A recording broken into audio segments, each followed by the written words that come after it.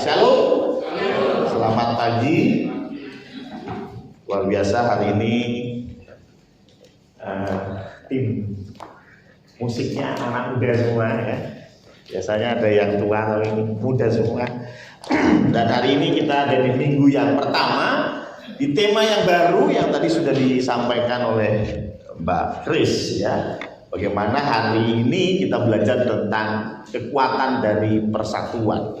Saya kira kalau bicara tentang kekuatan dari persatuan, ini bukan hanya bicara tentang Alkitab, betul ya? Ini umum, ya. Saya kira ini umum. Bahkan kalau ada yang tahu slogan Indonesia itu Bhinneka Tunggal Ika. Apa artinya? Pinter ya. Ya, berbeda-beda tetapi tetap satu juga. Artinya persatuan gitu ya. Dan saya kira tidak menjadi perdebatan bahwa dalam sebuah persatuan ada yang namanya kekuatan. Dan sekali lagi ini informasi umum. Kita nggak perlu berdebat tentang itu. Tetapi ada baiknya kita melihat di dalam Alkitab.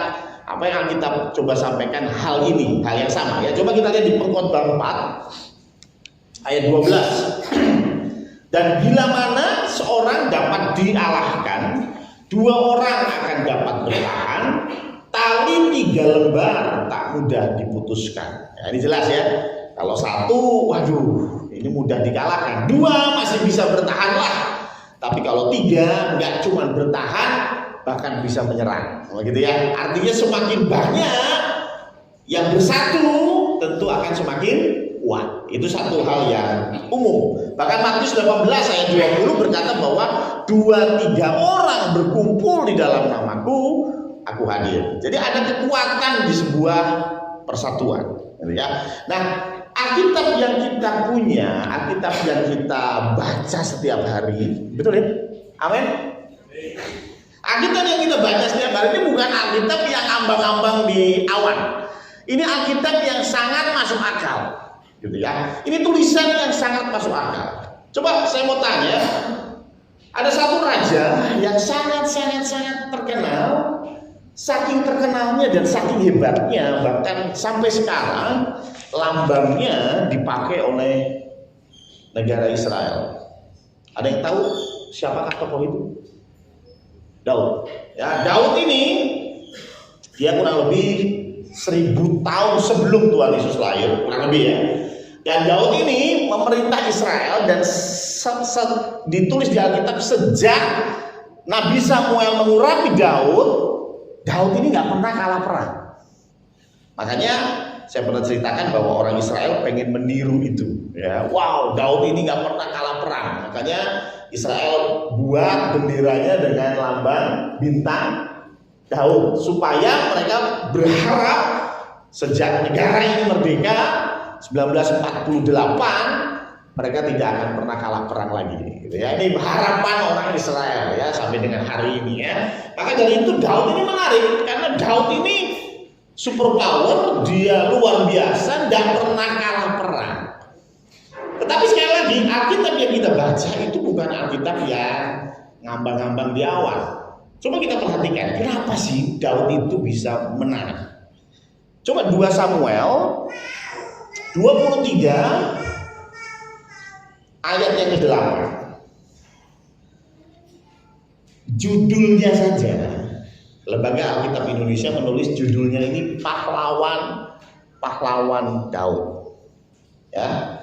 Inilah nama para pahlawan yang mengiring Daud, isi Baal orang Hakmoni, kepala Triwira yang mengayunkan tombaknya melawan 800 orang yang tertikam mati dalam satu pertempuran. Jadi ini orang melawan 800 orang itu dia menang gitu ya. 800 orang mati tertikam ya oleh satu orang ini. Wow, hebat ya. Ya. Dan sesudah dia Eleazar anak Dodo, anak seorang Ahohi, ia termasuk ketiga pahlawan itu. Dia ada bersama-sama Daud ketika mereka mengolok-olok orang Filistin yang telah berkumpul di sana untuk berperang. Padahal orang-orang Israel telah mengundurkan diri. Tetapi ia bangkit dan membunuh demikian banyak orang Filistin sampai tangannya lesu dan tinggal melekat pada pedangnya. Tuhan memberikan kepada hari itu kemenangan yang besar. Rakyat datang kembali mengikuti dia hanya untuk merampas. Kalau Bapak Ibu baca sampai dengan ayat ke-12 paling tidak, ini bicara tentang 3 orang anak buahnya Daud. Dan 3 orang anak buahnya Daud itu hebat-hebat. Ya. Jadi Daud ini bisa seperti yang kita tahu, nggak pernah kalah perang. Itu bukan one man show. Dia nggak cuma Superman ya, kalau dia ada semua dia handle dan dia yang menang sendiri. Enggak. Dia punya 3 pahlawan besar. Makanya disebut di sini Triwira ayat 8 ya. Tapi kalau kita baca di 1 Tawarin 11 ayat 10 sampai 44, itu nggak cuma 3 orang ini loh. Di situ dijelaskan ada 30 pahlawan lain. Jadi Daud itu bukan one man show sekali lagi. Kita lihatnya Daud itu luar biasa, sekali perang pasti menang. Bukan gara-gara Daud semata, tetapi ada persatuan. Ada banyak orang yang berkumpul, yang sama-sama berperang dengan Daud, dan mereka bukan orang-orang sembarangan. Dikatakan di sini 1 orang saja bisa melawan 800 orang, bayangin. Febri ini ikut Wing Chun. Ya, gitu ya. Kira-kira kalau Febri diroyok orang 10 kira-kira selamat gitu ya. Boleh kita coba? ini Wing Chun loh. Wih, udah tingkat nasional ini ya kan. Nah, coba bayangin saja. Ini tingkat nasional Wing Chun aja diroyok 10 orang, tawuran gitu. Kira-kira menang enggak? Gitu kan? Ini orang 800. Dia menang. Gitu ya. Saya nggak tahu ikut Wing Chun apa enggak ini orang, tapi intinya ini bukan orang sembarangan gitu ya. Ini firman Tuhan bilang ini bukan orang sembarangan. Bahkan kalau kita lihat di 1 Tawarin 11 tadi, itu bahkan ada daftarnya 30 orang itu ya. Bisa dilihat dari ayat 27. Samot orang Herod, Heles orang Peloni dan seterusnya, Ira anak Ikes orang Tekoa dan seterusnya. Jadi rupanya sekali lagi Daud itu juga manusia biasa. Dia perlu tim, dia perlu orang-orang di sekelilingnya yang membuat sebuah kemenangan itu dia dapatkan. Oke, kita bilang oh enggak lah, Tuhan yang kasih karunia kemenangan. Amin. Ya, Tuhan yang berikan kemenangan buat Daud. Ya, itu sering ditulis di Alkitab. Ya, tangan kanan Tuhan menjaga Daud. Iya. Cuman enggak cuman itu yang Tuhan sampaikan di Alkitab. Tetapi ada tim yang baik, ada persatuan yang baik di balik itu, sehingga Daud bisa memperoleh kemenangan demi kemenangan. Kemarin masih ingat ya saya bicara tentang Gua Adulam, ya ada 400 orang yang sakit hati yang kumpul dan jadi anak buahnya Daud, gitu ya. Artinya apa? Sekali lagi, ketika ada persatuan di situ, ada pekerjaan-pekerjaan besar yang bisa dicapai. Walaupun Anda orang hebat, Anda orang besar, tapi kalau Anda seorang diri, beda cerita. Oke, Tuhan kasih Anda karunia, Anda jadi orang yang luar biasa, tapi kalau Anda seorang diri, jangan harap Anda bisa berbuat banyak. Itu di situ Tuhan mau kasih tahu bahwa persatuan itu sangat-sangat penting. Dan gak hanya persatuan, kita juga harus rela dalam sebuah persatuan. Kita harus rela menanggalkan keegoan kita dan meninggikan sesuatu yang jauh lebih penting. Ini dalam sebuah komunitas harus begitu. Kalau kau pengennya diakui, kau pengennya dihormati, kau pengennya namamu yang ditinggikan, maka persatuan itu nggak akan berjalan. Ada satu contoh di Alkitab, masih Raja Daud. Saya mau tanya di sini yang sekolah minggu yang nggak pernah absen siapa? Ada yang tahu kenapa Daud itu terkenal? Ceritanya tuh paling terkenal dari Daud itu Daud mengalahkan siapa? Goliat. Itu amat sangat ikonik lah. Semua orang pasti tahu Daud melawan Goliat. Ada yang tahu bagaimana ceritanya Daud bisa menang lawan Goliat? Kalau nggak tahu itu ada di 1 Samuel 17 ya. Tapi Percaya, saya sudah persiapan ya. Jadi saya sudah baca, Anda mau baca lagi di rumah boleh, tapi inti ceritanya ada yang tahu nggak? Daud itu mengalahkan Goliat pakai apa? Tapel ya. Isinya ketapel apa? Rudal, nuklir, batu. Musuhnya Daud berapa orang? Satu, Goliat. Ya tuh, Goliat kan? Satu lawan satu itu ceritanya ya. Goliat. Pertanyaannya, berapa batu yang Daud ambil? Berapa sekolah minggunya ya?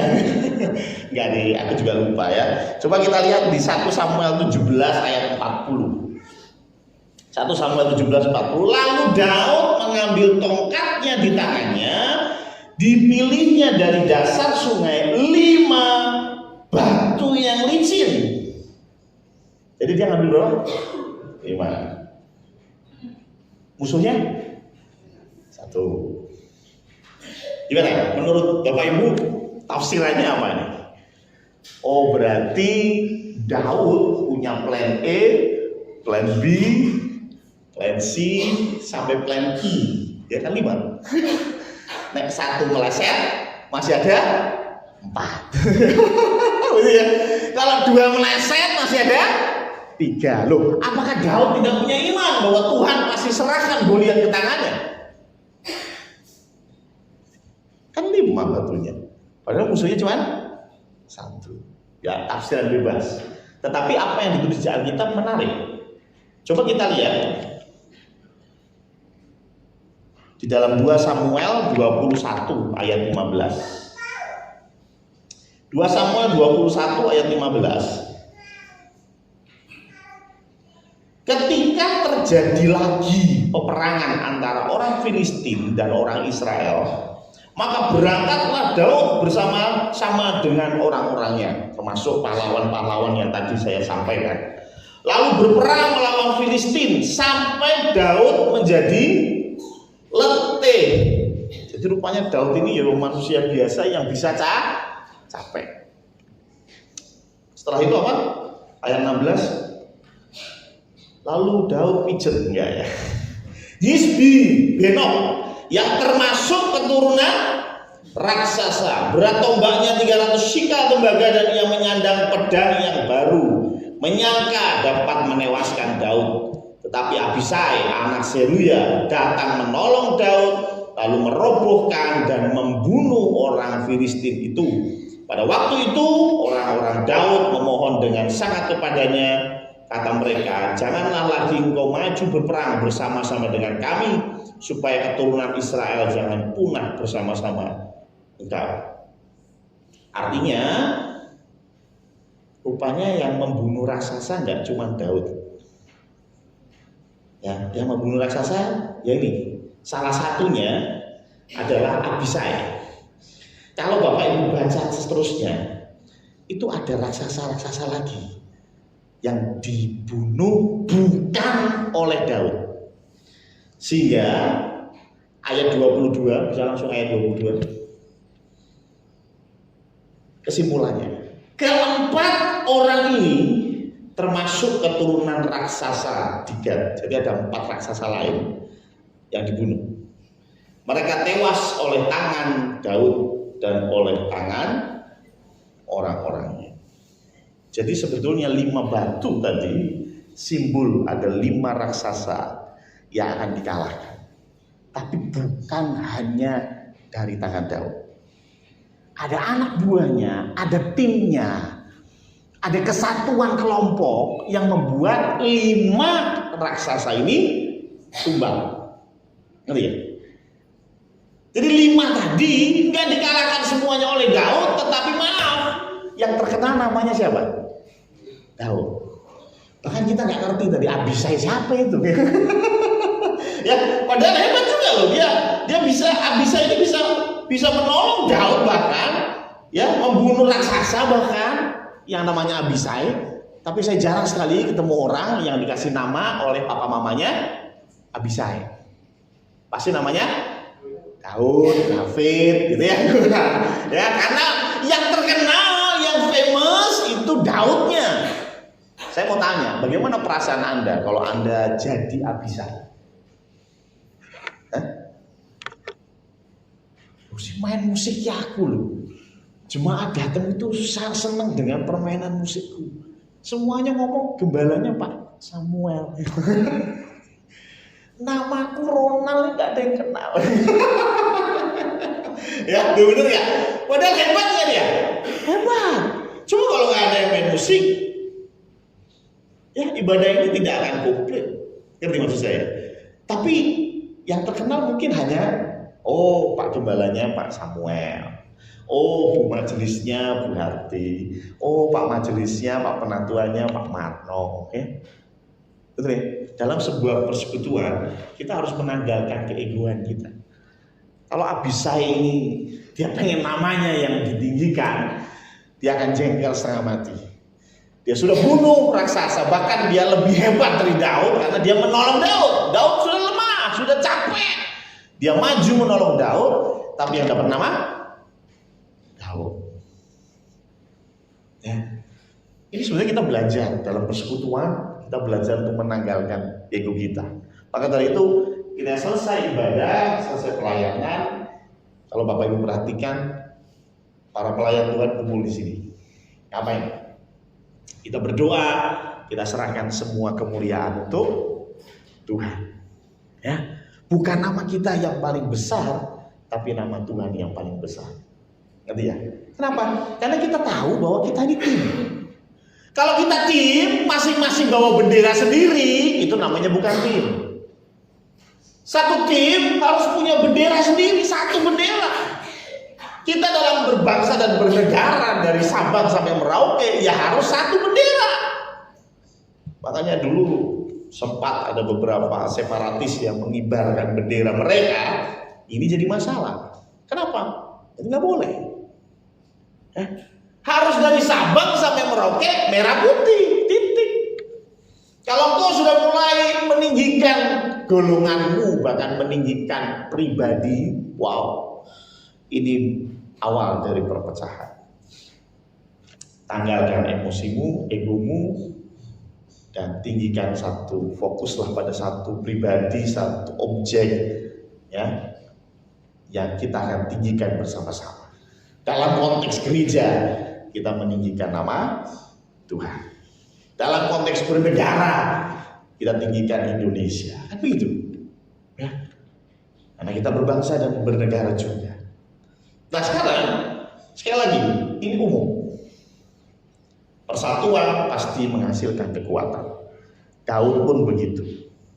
Dan dalam persatuan yang sehat, tidak boleh bawa bendera sendiri-sendiri. Benderanya harus satu. Ya, Tuhan Yesus Kristus. Nah sekarang apa yang secara spesifik persatuan yang Tuhan mau dalam sebuah komunitas orang percaya? Saya teringat pada sebuah persekutuan yang terdiri dari 120 orang, dan itu tertulis di dalam Kisah Para Rasul 1 ayat 4 dan 5. Kisah Para Rasul 1 ayat 4 dan 5. Pada suatu hari ketika ia di sini Tuhan Yesus. Pada suatu hari ketika Tuhan Yesus makan bersama-sama dengan mereka ini murid-muridnya. Tuhan Yesus melarang mereka meninggalkan Yerusalem dan menyuruh mereka tinggal di situ menantikan janji Bapa yang demikian katanya. Telah kamu dengar daripadaku. Apa yang sudah didengar? Ini tertulis di Lukas 24 ayat 49. Dan aku akan mengirim kepadamu apa yang dijanjikan Bapakku. Tetapi kamu harus tinggal di dalam kota ini sampai kamu diperlengkapi dengan kekuasaan dari tempat ini. Ayat 5. Sebab Yohanes membaptis dengan air, tetapi tidak lama lagi kamu akan dibaptis dengan Roh Kudus. Tuhan Yesus suruh murid-murid jangan keluar dari Yerusalem. Anda harus tunggu dulu karena Tuhan Yesus mau curahkan Roh Kudus. Ini bicara pra-Pentakostal, ya.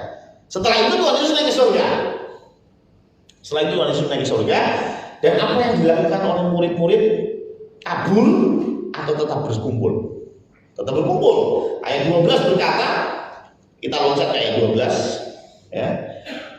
Maka kembalilah rasul-rasul itu ke Yerusalem dari Zaitun yang hanya seperjalanan sabat jauhnya dari Yerusalem. Setelah mereka tiba di kota, naiklah mereka ke ruang atas tempat mereka menumpang. Mereka itu ialah Petrus dan Yohanes, Yakobus dan Andreas, Filipus dan Thomas, Bartolomeus dan Matius, Yakobus bin Alfeus dan Simon orang Zelot, dan Yudas bin Yakobus. Ini semua kalau Bapak Ibu ditanya siapakah nama-nama murid Tuhan Yesus, nah ini komplit. Ya, ini komplit ya. Ditambah satu aja nih, Yudas Iskariot ya, udah nggak ada ya, ini udah nggak ada ya. Tapi ini 11 yang lain gitu ya. Ayat 14, mereka semua bertekun dengan sehati dalam doa bersama-sama dengan beberapa perempuan serta Maria ibu Yesus dan dengan saudara-saudara Yesus. Dari mana saya tahu ini 120 orang? Ayat 15, berkumpullah kira-kira 120 orang banyaknya. Nah, ini ayat 15. Ya, tapi yang saya mau kasih statement adalah emang Tuhan Yesus nggak bisa ya ngirim Roh Kudus mencar-mencar? Ya, bisa nggak sih? Bu Arti di rumahnya, terus kepenuhan Roh Kudus, Mas Proko di rumahnya Mas Proko, kepenuhan Roh Kudus, bisa nggak sih? Bisa ya. Tapi kenapa kok Tuhan Yesus suruh kumpul di Yerusalem dan nggak boleh kemana-mana? Tunggu sampai Roh Kudus turun. Emang harus kumpul? Itu pertanyaannya. Kenapa sih nggak ditransfer aja gitu? Masa kalah sama BCA, ya kan? Terberes gitu ya. Tapi rupanya kata kuncinya ayat 14, mereka semua bertekun dengan sehati dalam doa bersama-sama. Jadi apa persekutuan atau persatuan yang menghasilkan kekuatan di dalam Kristus? Yang pertama adalah kesatuan hati. Ya. Kesatuan hati untuk apa?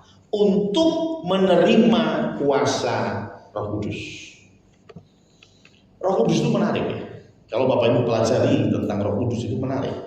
Roh Kudus itu kebalikannya dari apa yang terjadi di Kejadian 11. Ada yang tahu Kejadian 11 apa? Manusia berkumpul dan mereka bersekutu, mereka bersatu untuk membuat sebuah menara. Dan dari menara itu Tuhan bilang apa? Apapun yang mereka mau buat, mereka bisa buat. Itu kekuatan dari persatuan. Mereka bersatu membuat sebuah menara yang tinggi sekali. Dan Tuhan bilang, kalau manusia seperti ini, apapun yang mereka mau buat, mereka bisa buat. Tapi kita tahu semua ceritanya. Kemudian Tuhan membuat bahasa mereka kacau. Dan di situ Roh Kudus bicara kebalikannya. Roh Kudus bicara hal yang berbeda-beda ini akan disatukan. Kalau di menara Babel, apa yang satu dicerai-beraikan, tetapi di dalam konteks Roh Kudus, apa yang tercerai-berai disatukan. Makanya Tuhan bilang ada berbagai macam karunia, tetapi semua itu dilakukan oleh satu Roh. Betul? Ini bicara persatuan. Di sini bicara tentang berbagai bahasa. Di sini bicara bahasa roh. Loh, benar ya? Saya nggak ambil bahasa roh, ya. Tapi ada di kita bahasa roh. Tahu ya bedanya? Perhatian bedanya. Jadi artinya Roh Kudus ini bicara tentang persatuan. Nggak ada yang lain. Makanya kenapa Tuhan kasih karunia yang bermacam-macam? Saya sudah bilang supaya kita nggak sombong. Ada yang bisa dikasih karunia bernubuat, ada yang dikasih karunia untuk menyembuhkan, ada yang dikasih karunia untuk mengajar, ada yang dikasih karunia untuk menasihati, betul nggak? Dan itu bisa apa? Kesatuan, persekutuan yang kuat, bersatu, dan itu menghasilkan dampak yang besar di dalam menerima kuasa Roh Kudus. Jadi kalau engkau itu mau dipakai Tuhan, engkau mau dipersenjatai oleh Tuhan, yang pertama adalah apa? Ini harus mau menerima sesama manusia. Sebelum kau mau menerima Roh Kudus berkali hati-hati. Kalau engkau orangnya selfish, engkau orangnya egois, Jangankan sama orang lain, sama pasanganmu aja kamu nggak mau memberi. Kira-kira Gusti Allah ngasih Anda kuasa Roh Kudus ya? Loh, logika sederhananya kan begitu ya. Nah, kalau Anda itu pelitnya setengah mati gitu ya, diajak kerja bareng-bareng nggak mau, ya, egonya segede gajah. Kira-kira kalau Tuhan kasih Anda karunia untuk menyembuhkan, kayak opo tadi ya. Tuhan nggak mau itu. Tuhan mau Anda belajar untuk bersama-sama bersekutu. Nah, kalau kau sudah bersekutu, kau sudah kumpul jadi satu, Tuhan akan curahkan Roh Kudus. Ya, makanya Tuhan bilang jangan pergi kemana-mana, tunggu di Yerusalem. Aku akan berikan Roh Kudus, aku akan curahkan Roh Kudus untuk mempersenjatai, memperlengkapi. Hal yang sama dengan gereja. Kalau gereja geger aja, satu kubu lawan kubu yang lain. Saya pernah diceritani ada satu gereja, jadi punya dua kubu, dan kubu itu masing-masing punya ibadah sendiri. Jadi ada orang-orang yang sukanya ibadah pagi, pokoknya nggak mau kumpul sama yang ibadah sore. Orang-orang yang ibadah sore, ya ora beda. Pokoknya grupku adalah ibadah pagi. Oh nggak bisa, grupku adalah ibadah sore. Jadi ini jadi pertentangan. Sing umat sopo gembalane. Ya, gembalanya dekat sama yang grup pagi, grup sore marah. Gitu. Gembalanya dekat sama yang grup sore, grup pagi marah. Gitu. Pusing, padahal dua-duanya harus diopeni, dua-duanya harus didekati dan dirawat karena itu domba yang diserahkan oleh Tuhan dan digembalakan oleh sang gembala. Tapi ini terjadi, ya. Ini bukan saya ngomong ngarang, tapi gembalanya sendiri yang cerita saya. Jadi memang betul-betul terjadi ini, gitu ya. Nah model kayak gitu, kira-kira Tuhan curahkan Roh Kudus nggak sih? Ya mungkin Tuhan curahkan, tetapi jadinya seperti apa? Ya. Isinya cuma bentrok dan bentrok. Ayo kita berdamai dan bersekutu dengan kuat dengan sesama kita. Karena Tuhan pasti akan curahkan kuasa di situ. Salah satunya adalah kuasa Roh Kudus. Yang kedua, ketika mereka berkumpul, apa sih yang mereka lakukan? Berdoa Pak Pendeta, betul. Bersehati, betul. Tapi goalnya apa? Sebetulnya goal mereka adalah, coba dilihat di Yesaya 40 ayat 31. Yesaya 40 ayat 31 berkata demikian. Tetapi orang-orang yang menanti-nantikan Tuhan mendapat kekuatan baru. Mereka seumpama raja wali yang naik terbang dengan kekuatan sayapnya. Mereka berlari dan tidak menjadi lesu. Mereka berjalan dan tidak menjadi lelah. Mereka 120 orang kumpul itu ngapain? Nantikan Tuhan. Betul kan? Kan Tuhan bilang apa? Tunggu di Yerusalem. Tunggu apa? Nanti tak perlengkapi. Berarti mereka itu kumpul dengan satu visi misi apa? Mereka sedang menantikan Tuhan. Dan Yesaya bilang bahwa orang yang menantikan Tuhan mendapatkan kekuatan baru. Emang apa sih menantikan Tuhan? Apa gue? Ini ada yang sedang menunggu kekasihnya datang, ya, untuk melamar. Kayaknya Febri cocok nih buat contoh ya. Salah kalau datang ya. Ya, Grace, itu deh Grace ya. Grace dan Febri gitu ya. Grace pasti misalnya udah janjian nih ya. Tanggal saya lupa lah ya. Februari kayaknya ya Pak Marwe.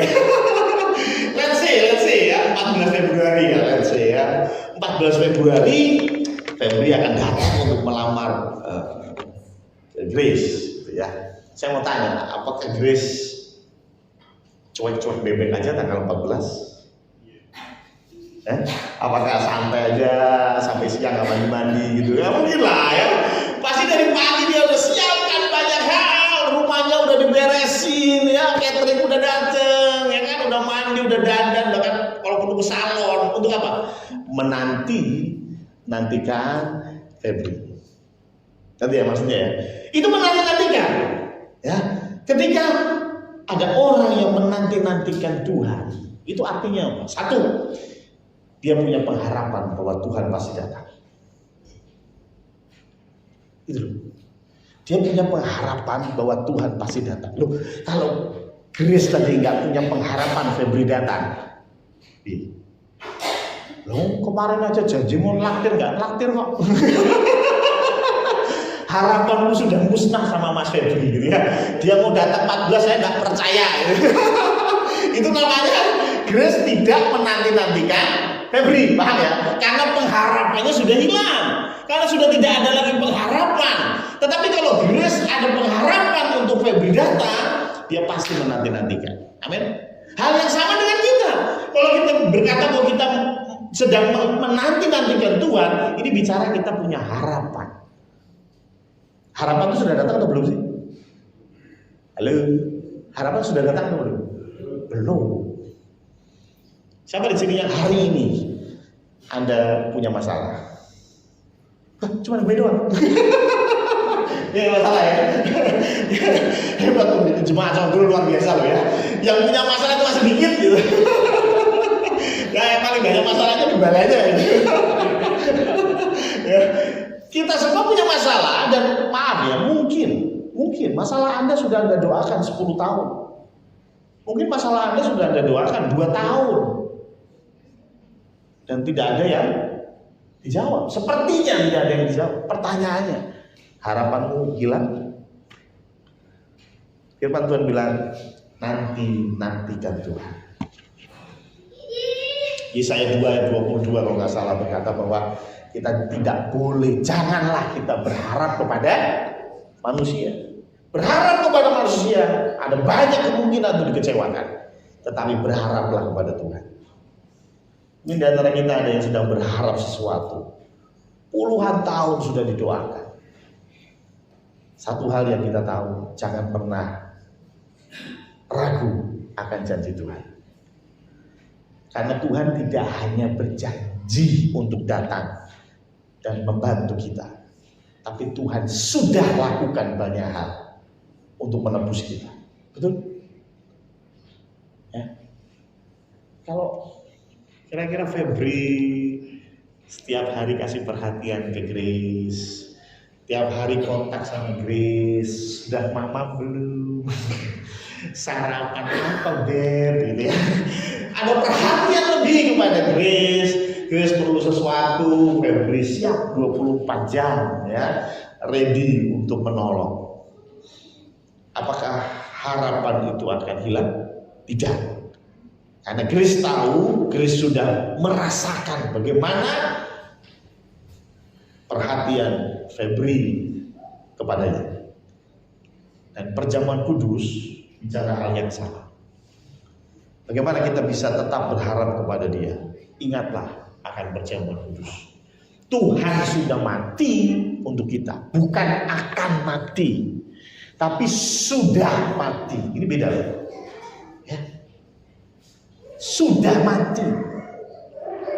Saya salah satu orang yang beruntung karena saya pernah datang langsung ke tempat di mana Tuhan Yesus dikuburkan. Dan di situ saya melihat apa? Yesus sudah mati buat saya. Yesus sudah mati buat Anda. Dan itu bukti nyata. Bukti nyata apa? Bukti nyata cintanya pada kita. Jadi apakah kita akan kehilangan harapan? No. Masalah boleh ada. Mungkin udah puluhan tahun mendoakan. Tetapi percayalah, terus nantikan Tuhan. Karena ketika kita menantikan Tuhan, Yesaya bilang, mereka seumpama raja wali yang naik terbang dengan kekuatan sayapnya. Masalah tetap ada, badai tetap ada. Tetapi Tuhan berikan kita kekuatan. Kita seperti raja wali. Raja wali itu semakin keras anginnya, dia semakin terbang tinggi. Mereka berlari dan tidak menjadi lesu. Bukan mereka akan mendapatkan pijat refleksi. Ya, Tuhan bilang apa? Mereka berlari. Jadi tetap kita akan berlari, tetap kita berjuang dalam hidup ini. Gak terus, oh kalau Tuhan bantu berarti saya ongkang-ongkang kaki duit datang. Bukan. Kita tetap berusaha. Kalau memang Anda butuh tambahan dana, wah apa yang bisa saya lakukan? Oke, saya mau buka usaha baru, saya mau coba bisnis ini dan lain sebagainya. Boleh. Ini bicara apa? Berlari. Tetapi tidak menjadi lesu. Mereka berjalan dan tidak menjadi lelah. Sama seperti 120 orang yang berkumpul di Yerusalem. Mereka menanti-nantikan Tuhan. Dan Tuhan jawab apa yang mereka nantikan tepat pada waktu. Sehingga mereka diperlengkapi untuk bersaksi bagi Kristus. Hal yang sama dengan kita. Ada banyak masalah, ada banyak tantangan hidup. Tetapi satu hal yang Tuhan ingatkan, Tuhan sudah lakukan banyak hal untuk engkau. Tetapi sabar. Waktu Tuhan tidak sama dengan waktu kita. Kita pengennya berdoa sekarang, besok dijawab. Bahkan kalau kita pengennya amin, langsung selesai masalahnya. Tetapi Tuhan izinkan itu semua supaya kita bisa bersaksi tentang hebatnya Tuhan. Betul nggak? Ya? Kita dikasih ujian sakit, kita dikasih ujian ekonomi, kita dikasih ujian keluarga. Supaya apa? Salah satunya supaya kita bisa bersaksi. Ya. Ketika kita ketemu orang lain dalam sebuah persekutuan, aduh, aku punya masalah ekonomi. Aku juga pernah dulu. Tapi Tuhan yang bantu tepat pada waktunya. Oh, berarti duduk diam utang lunas? No, Anda harus tetap berlari, Anda terus harus berjalan. Tetapi Tuhan berikan kekuatan. Dan kekuatan itu muncul dari mana? Dari persekutuan kita. Ayo kita bersatu. Tuhan yang akan berikan kita kekuatan. Dan tentunya kuasa Roh Kudus akan memperlengkapi kita. Supaya kita lebih lagi menjadi saksi buat Tuhan. Amin. Mari kita tutup di dalam doa. Ada 3 hal yang saya sampaikan dan selalu saya sampaikan tentang kerja Roh Kudus. Yang pertama adalah roti dan anggur ya sebentar kita akan terima adalah roti biasa, anggurnya pun anggur biasa. Tetapi ini adalah lambang bagi darah dan tubuh Tuhan yang tercurah, yang tercapik-capik untuk menebus kita. Karena itu hormatilah. Yang kedua, siapa yang mengambil? Firman Tuhan berkata, yang layak boleh ambil. Karena itu yang layak bicara tentang yang dilayakkan. Apakah Tuhan Yesus Kristus masih sebagai Tuhan dan Juru Selamatmu di dalam hatimu? Atau karena badai dan tantangan hidup yang ada, engkau mulai ragu apakah engkau Tuhan ya Yesus? Kalau kau ragu, jangan ambil, tetapi berdoalah kepada Tuhan. Maka Tuhan yang akan kuatkan imanmu dan percaya. Dan yang ketiga, apa kita lakukan ini? Firman Tuhan berkata, kita lakukan ini untuk mengingat akan kematian Kristus. Ingatlah akan kematiannya dan bangkitlah bersama kebangkitannya. Dan ada tinggal satu ujian yang sudah dipersiapkan.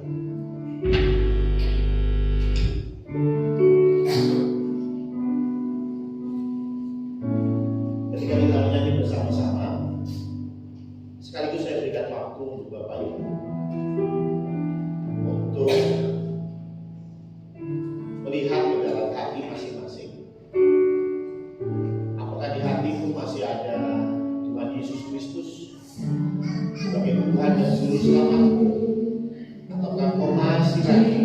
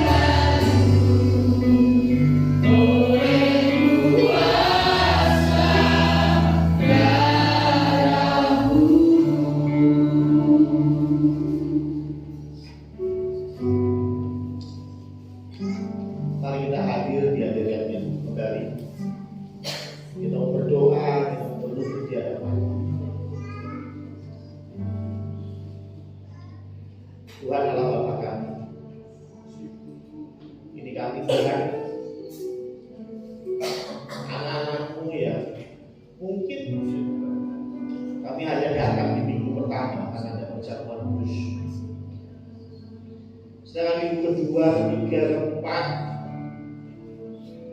kami tidak hadir di hadirat. Mungkin karena kesibukan pekerjaan, atau mungkin karena kami malas saja. Tuhan, biarlah hari ini kembali kami diingatkan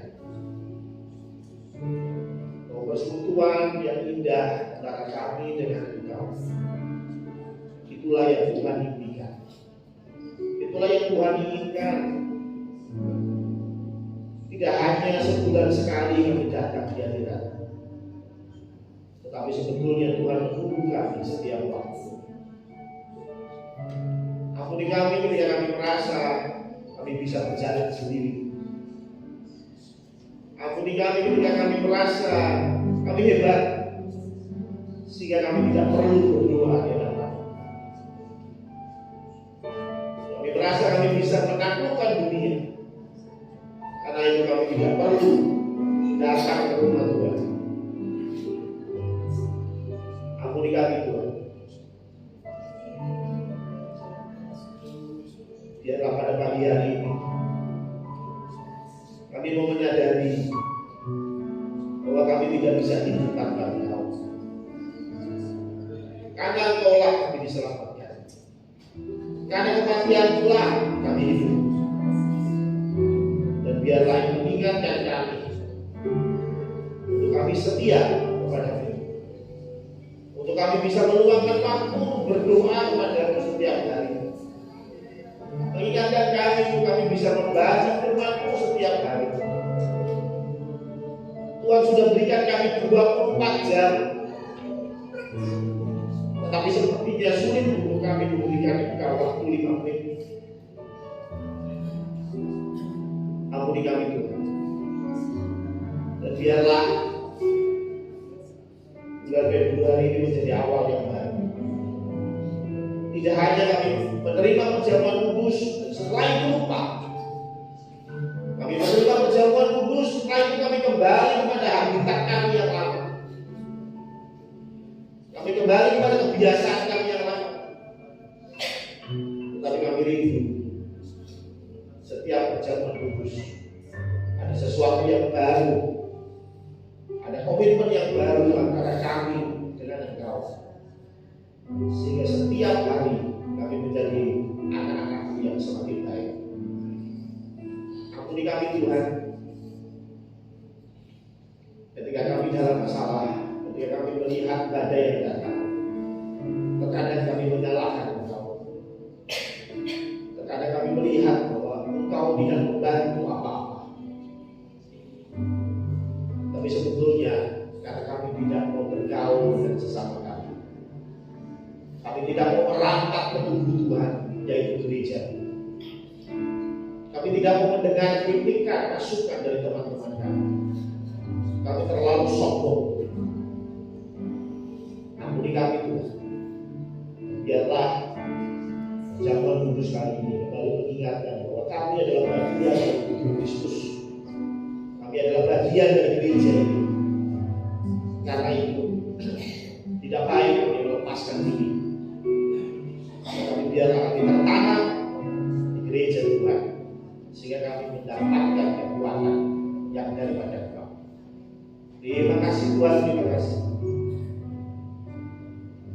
Hamba berdoa untuk roti dan anggur. Biarlah roti dan anggur itu menjadi lambang bagi tubuh dan darah Kristus yang sudah tercabik, yang sudah tercurah 2000 tahun yang lalu menebus dosa setiap kami. Hanya di dalam nama Allah Bapa, Allah Putra dan Allah Roh Kudus, yaitu Allah yang Esa, kami berdoa. Amin.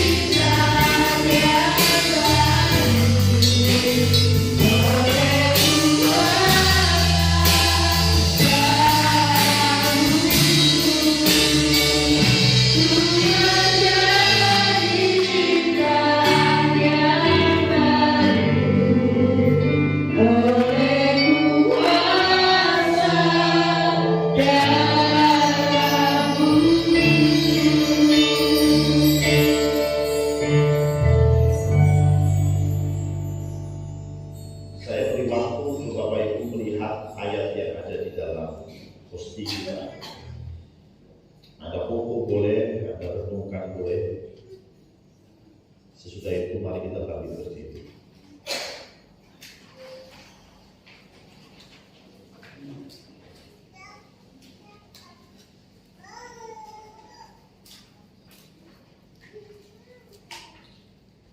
Kita ambil roti di tangan kanan kita. Kita angkat tinggi di atas kepala. Sebelum kita makan bersama-sama, mendengarkan firman Tuhan ini. Pada waktu yang diserahkan, dia mengambil roti, memecah-mecahkan, serta berkata, inilah tubuhku yang terpecah-pecah bagi kamu. Perbuatlah ini menjadi peringatan akan aku. Mari kita makan bersama-sama, hanya di dalam nama Allah Bapa, Allah Putra, dan Allah Roh Kudus, yaitu Allah yang Esa. Amin.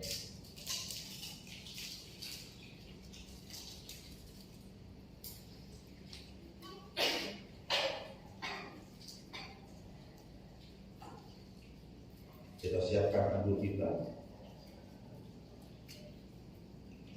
Kita akan tinggi di atas kepala. Sebelum kita minum bersama-sama mendengarkan firman Tuhan ini. Kemudian dia mengambil cawan serta berkata, inilah darahku yang tertumpah bagi kamu sebagai peterai dari perjanjian baru yang kusiapkan untuk engkau. Perbuatlah ini menjadi peringatan akan aku. Mari kita minum bersama-sama di dalam nama Allah Bapa, Allah Putra, dan Allah Roh Kudus, yaitu Allah yang Esa. Amin.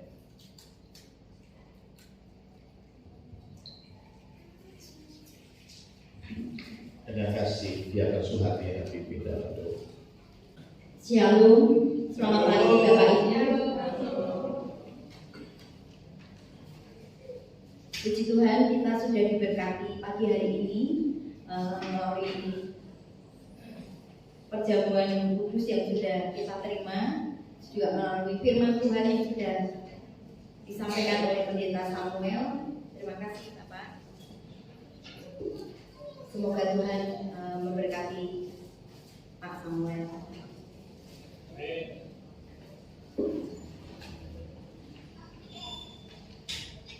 Mari Bapak Ibu, kita akan menyimak warta sepekan kegiatan Dian Condrokusumo.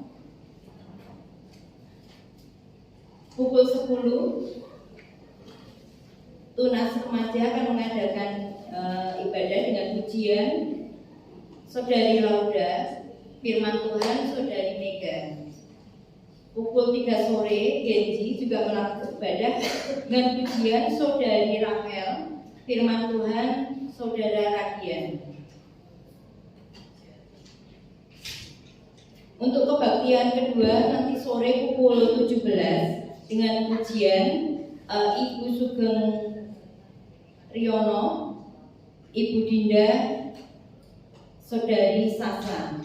Untuk LCD Saudari Dinda, firman Tuhan dibawakan oleh Pendeta Samuel Priyo Utomo, doa syafaat oleh Ibu Novita, pengumuman oleh Pendeta Samuel Priyo Utomo, musik Bapak Alfian, Diaken Danu, Saudara Gunung, perjamuan suci oleh Diaken Suharti dan Diaken Danu.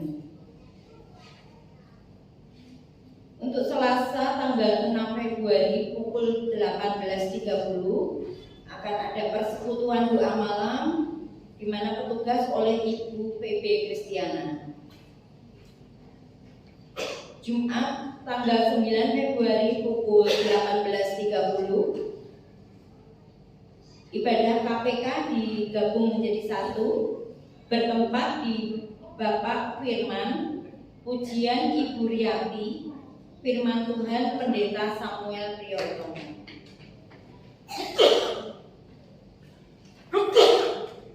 Sabtu 10 Februari 2024 pukul 15.30 ada kebaktian JKK KU 3 3 sampai 8 tahun bertempat di gedung gereja Firman Tuhan Ibu Paulina. JKK KU 9 sampai 11 tahun bertempat di lantai 3. Firman Tuhan dibawakan Saudari Ina.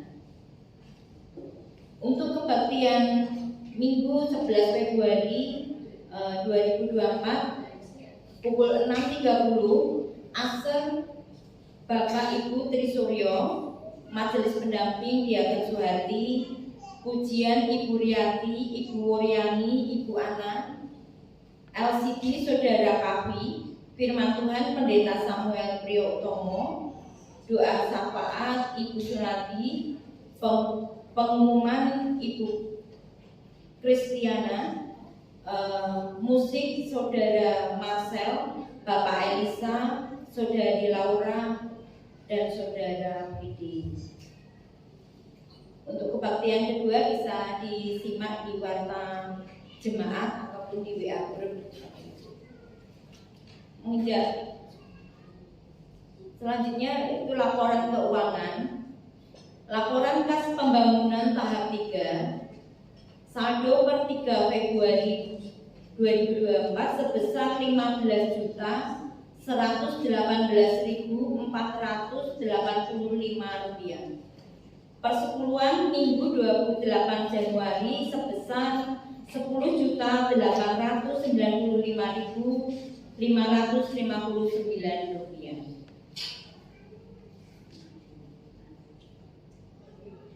Untuk warta khusus masih dibuka penerimaan pendaftaran murid baru PAUD.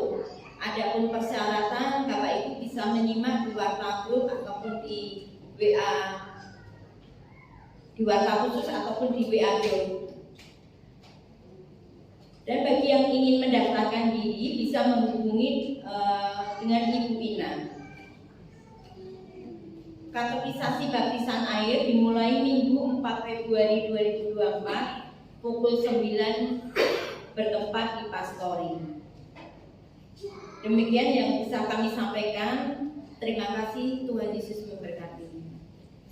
Ya, saya kembali mengingatkan. Terima kasih dan tertarik. Yang pertama untuk panitia, jadi sudah ada pendaftaran panitia untuk JA 50 Jumat Agung sampai Pentakosta ya. Sudah beberapa yang mendaftar ya, dan karena itu yang lain masih ditunggu yang mau bergabung. Dan sekaligus saya mengundang untuk rapat perdana ya, yaitu besok Rabu ya, di IC untuk panitia di JA 50 didiakan Purwoko. Rabu bisa? Ya. Rabu jam 6:30 kita akan rapat di tempat ini. Yang sudah mendaftar bisa datang. Yang mau langsung datang boleh, nanti langsung datang. Jadi silakan untuk kepanitiaan ya, hari Rabu jam 6:30. Tapi lebih baik kalau daftar dulu, lebih enak biar kita bisa menatanya ya. Tapi kalau misalnya nggak sempat daftar, tiba-tiba Rabu pagi saya pengen ikut kepanitiaan, datang saja ya jam 6:30 malam ya. Itu untuk kepanitiaan. Dan juga kategorisasi tadi sudah disampaikan jam 9 untuk kita bisa kategorisasi ya. Dan sekali saya mengingatkan untuk Bapak Ibu yang belum memberikan persembahan, nanti setelah doa penutup sebelum pulang, jika mau memberikan persembahan bisa langsung ke kotak persembahan. Saya kira itu tambahan dari saya. Apakah ada yang baru pertama kali hadir? Mas Taufik mungkin? Oke, puji Tuhan ya. Mari kita tutup di dalam doa. Henry. Oke, yang mari kami berdiri ya.